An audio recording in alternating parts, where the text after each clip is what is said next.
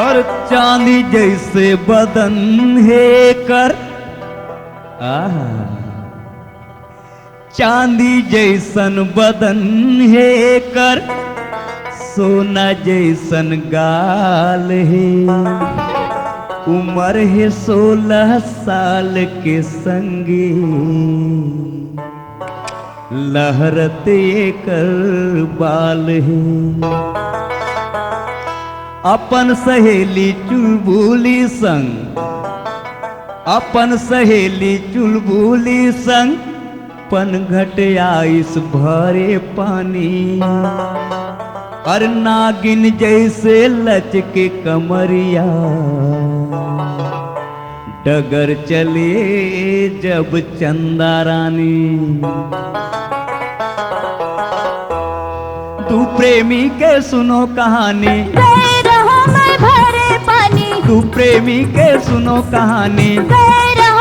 भरे पानी डगर माँ हो गए नैनचार पिया परदेसी के संग माँ डगर माँ हो गए नैनचार पिया परदेसी के संग माँ माहुला हो के संग प्यारे टूरियल बेली के संग माँ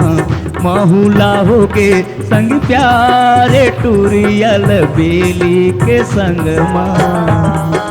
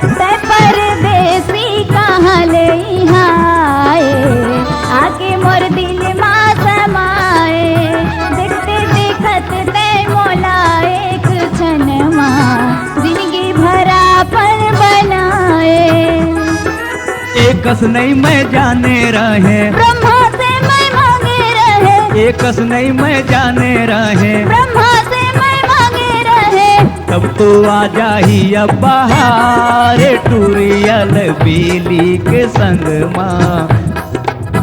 तब तो आ जाही अब बहार टूरियल बेली के संग माँ डगर माँ हो गए नैनचार पिया परदेसी के संग माँ डगर माँ हो गए नैनचार पिया परदेसी के संग माँ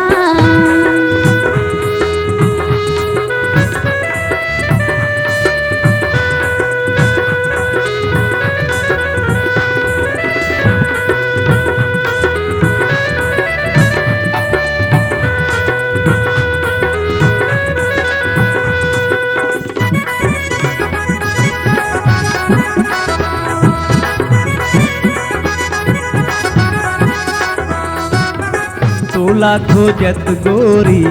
हाँ मैं आयो छत्तीसगढ़ के माटी माँ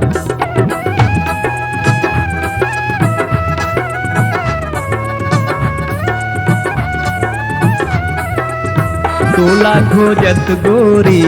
हाँ मैं आयो छत्तीसगढ़ के माटी माँ रायपुर बिलासपुर अंबिकापुर खोजो तब तय हर दिखे आखी माँ प्रेम के मोर कहानी हंसे जिंदगी के मोर रानी हंसे प्रेम के मोर कहानी हंसे जिंदगी के मोर रानी हंसे अब तो सावर गए संसार पिया परदेसी के संग माँ डगर माँ हो गए नैनचार पिया परदेसी के संग माँ तू प्रेमी के सुनो कहानी गए रहो मैं भरे पानी तू प्रेमी के सुनो कहानी गए रहो मैं भरे पानी डगर में हो गए नैनचार पिया परदेसी के संग माँ डगर माँ हो गए नैनचार पिया